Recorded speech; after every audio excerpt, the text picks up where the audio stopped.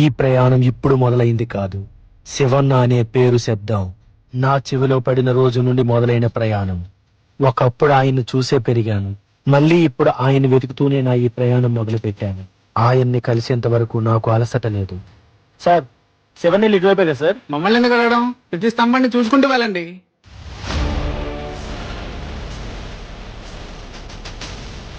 ఈరోజు సోమవారం, టైం కూడా 9 అయింది. శివన్ ఈరోజు ఇంట్లో ఉండరే? మరి ఎక్కడ ఉంటారు? ఎక్కడ ఉంటారేంటి? టెంపుల్లో ఉంటారు. టెంపులా? ఎక్కడి నుంచి ఎంత దూరం? మీరు ఆల్రెడీ దాటుకునే వచ్చారు కదా. అవునా? సరే, థ్యాంక్స్ అండి. ఇలా శివన్ నీళ్ళు రోజు ఎంతమందికి చెప్పాలో ఏంటో.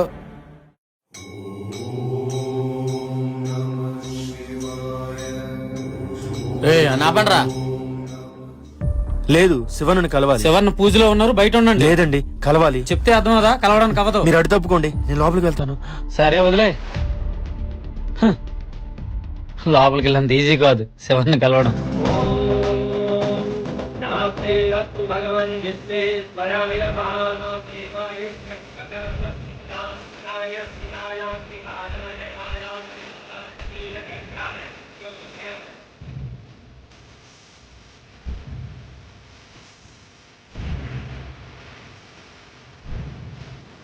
మన కాలేజీ కూడా కనిపించట్లేదటమ్మా.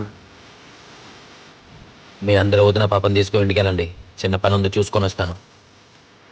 రే